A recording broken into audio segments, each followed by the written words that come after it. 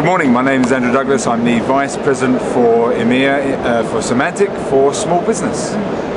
Hi Andrew. Hi. Well, when we normally talk about threat security, first thing that comes to mind is antivirus. What are the other things that SMBs need to be aware of? Well, it would be wrong of me to say that they've got to forget about viruses. Viruses are still prominent. But the days are gone now where you used to get kind of computer hackers just mucking about, trying to just disrupt individuals or companies. The threat's becoming more malicious now. It's becoming more crime orientated. So they're using their skills to try to get people's personal information, be it a company or be it an individual's. So I think now companies need to be more aware of attacks on their business that are more malicious and more crime orientated. I think as well as that, excuse me, the threat of internal is there as well. So so you have a situation where 70% of data loss is coming from internal, as well as the threat externally. So I think you need to ensure that your machines are protected security-wise against antivirus, anti-spam, but also making sure that any vulnerabilities there and access to information, particularly your information, which is important for any business, is tied down. Do you think businesses, especially over here, are very complacent about the kind of threats they face, almost an attitude of it can't really happen to me?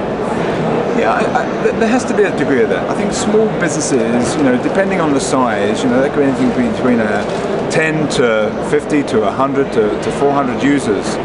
The more employees a company has, or the more IT systems they have, they will tend to employ people with the right skills and capabilities.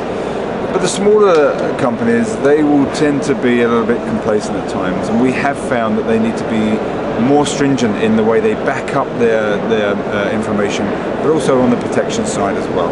And I think the world's going to get it a bit easier for them. Yes, they can buy solutions through a Symantec channel partner, but I think with the acquisition of Message Labs, so software as a service, they can get protection online now. And I think managed services providers is another key area that Symantec will offer a service going forward.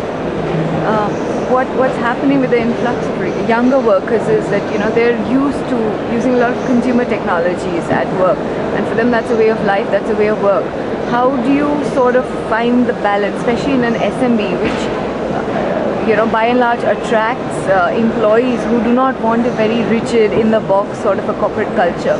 So how do they walk the fine line between giving their employees that freedom for personal expression and having security as well? Well, a company has and should set policies. Just to have a free-for-all from an IT point of view is not the right way to ensure that you're protecting your data, your information. That said, I think companies ought to also adopt new technologies as they emerge, and I think more and more you're seeing now PDAs, mobile, Windows, access to emails, also the social networks, Twitter, they're becoming quite prominent in businesses nowadays. So yes, you need to tie down a policy, yes, you need to have a hardware, software, security policy in place. And I think you should just try to be more accommodating to new emerging technologies, the iPhones, the smartphones, the PDAs, and bring them more into your business, which is quite easy to do from a technology point of view. What do you think would be the biggest security blunders that companies commit without even being aware, and not technology related necessarily, just general, very practical things that they could easily avoid?